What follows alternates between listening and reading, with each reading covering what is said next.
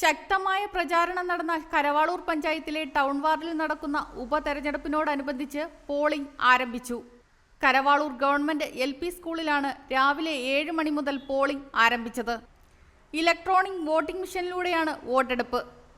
വൈകിട്ട് 6 മണി വരെ വോട്ട് ചെയ്യാം. മൊത്തം 5 സ്ഥാനാർത്ഥികളാണ് മത്സര രംഗത്തുള്ളത്. ആദ്യ 3 മണിക്കൂറിൽ 300-ൽ താഴെ വോട്ടുകളാണ് പോൾ ചെയ്തത്. മഴയും കാലാവസ്ഥയുമാകാം കാരണമെന്ന് പ്രവർത്തകർ കരുതുന്നു. വരും മണിക്കൂറിൽ പോളിംഗ് ശതമാനം വർദ്ധിക്കുമെന്നാണ് പൊതുവെയുള്ള പ്രതീക്ഷ. കനത്ത സുരക്ഷാ സന്നാഹമാണ് ഏർപ്പെടുത്തിയിരിക്കുന്നത്. പോളിംഗ് സ്റ്റേഷന് സമീപം കൂട്ടം കൂടി നിൽക്കാൻ പോലീസ് ആരെയും അനുവദിക്കുന്നില്ല. ആകെ 1404 വോട്ടുകളാണ് ഉള്ളത്. ഒരു ബൂത്തിൽ 666 വോട്ടും മറ്റൊരു ബൂത്തിൽ 738 വോട്ടുകളുമാണ് ഉള്ളത്. സാധാരണഗതിയിൽ 1000 വോട്ടുകളാണ് ഇവിടെ പോൾ ചെയ്യാറുള്ളത്.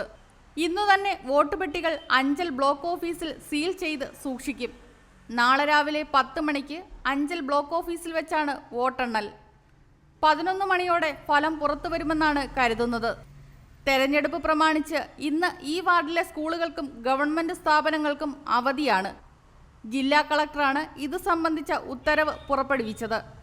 ഇത് പ്രകാരം Karavaloor government LP school, AMMHS, Oxford school എന്നിവയ്ക്കും 10ാം വാർഡിലെ അംഗൻവാടിക്കും അവധിയാണ്.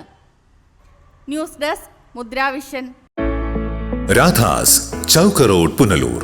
2 പതിറ്റാണ്ടിലേറെയായി പുനലൂർ നിവാസികളുടെ വസ്ത്രസങ്കല്പങ്ങൾക്ക് മാറ്റുകൂട്ടിയ പുനലൂർ രാധാസ് കൂടുതൽ വിശാലതയിലേക്ക് നവീകരിച്ചിരിക്കുന്നു. പരിശുദ്ധ പട്ടിൽ തീർത്ത വിവാഹ വസ്ത്രങ്ങളും വർണ്ണവിസ്മയങ്ങളും modern traditional gents wear, kids wear തുടങ്ങി നിങ്ങൾ ആഗ്രഹിക്കുന്ന വസ്ത്രസങ്കല്പങ്ങൾ പുനലൂർ രാധാസിലെ വിപുലീകരിച്ച ശേഖരത്തിൽ നിന്നും സ്വന്തമാക്കാം. കോവിഡിനെതിരെ കരുതലിനും ജാഗ്രതയ്ക്കും മുൻഗണന നൽകുന്ന പുനലൂർ രാധാസ് മുഴുവൻ സ്റ്റാഫിനും വാക്സിൻ എടുത്തും സർക്കാർ കോവിഡ് മാനദണ്ഡം പാലിച്ചും തുറന്നു പ്രവർത്തിച്ച് ജനസുരക്ഷ ഉറപ്പാക്കുന്നു.